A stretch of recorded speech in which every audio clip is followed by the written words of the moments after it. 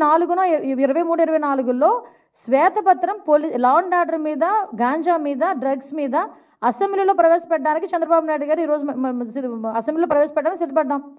నీకు దమ్ముంటే ఇక్కడే ఆటవిక పరిపాలన జరిగిపోతుంది, ఇలా జరిగిపోతుంది, అలా జరిగిపోతుంది అని నువ్వు అనుకుని ఉంటే, నిజంగా నీ మనసాక్షికి నువ్వు అనుకుని ఉంటే దమ్ముంటే అసెంబ్లీకి రా, అసెంబ్లీలో మాట్లాడేసుకుందాం.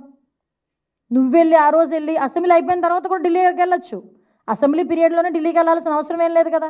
ఉన్న పట్టుమని ఉన్న 11 మందిని, నీతో కలిపి 11 మందిని కూడా ఎందుకు అటువైపు తిప్పేది? రమ్మని అసెంబ్లీకి, వాళ్ళకి అసెంబ్లీకి వెళ్ళాలి, నా దాస్తోనే కదా ఎమ్మెల్యేలకి నెగ్గేది.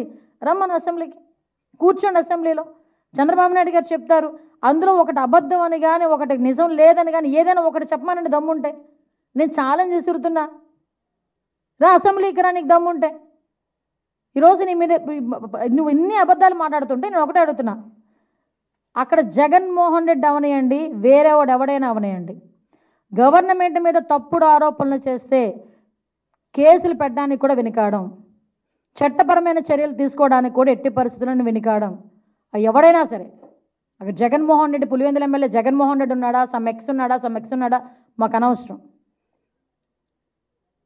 ఎందుకు ఒకటే చెప్తున్నా, RRR గారు ఉన్నారండి, రఘురామకృష్ణరాజు గారు, ఎందుకు ఆ రోజు నువ్వు తీసుకెళ్ళి కొట్టించి చంపించేద్దామని కూడా ఆలోచన చేసి రకరకాలైన విన్యాసాలు చేసి అతను తీసుకెళ్ళి అరెస్ట్ చేసావు? ఒక ఎంపీని, సిట్టింగ్ ఎంపీని. TV5 మూర్తి గారు ఉన్నారు, ఆయన మీద ఎందుకు రాజద్రోహం కేసు పెట్టావు? అసలు రాజద్రోహం కేసు అన్నదే లేదు. అసలు యాక్చువల్గా రాజద్రోహం కేసు అనేది నువ్వు చెప్పినట్టు, నువ్వు పెట్టినట్టు ఉంటే కనుక ఫస్ట్ ఈరోజు కేసు బుక్ చేయబోయేది, రాజద్రోహం కేసు నీ మీదే ఫస్ట్ బుక్ చేయబోయేది.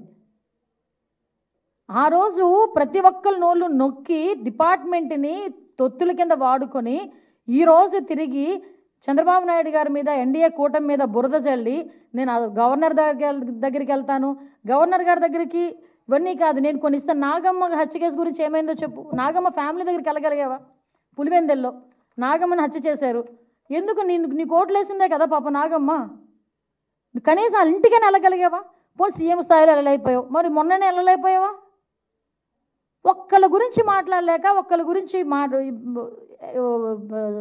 ఏంటది దానికి కనికరం చూపించకుండా, కన్సర్న్ చూపించకుండా ఈరోజు రాజకీయంగా ఏదో రకంగా బురద చల్దామని నోటికి వచ్చినట్టు మాట్లాడుతున్నాం. మేము ఒకటే చెప్తున్నా, ఈరోజు గాంజా విషయంలో మొన్న మన వినుకొండ ఇష్యూలో కూడా వాళ్ళ ఎక్స్ఎమ్మెల్యే చెప్పాడు గంజాయి మత్తులో చంపాడని.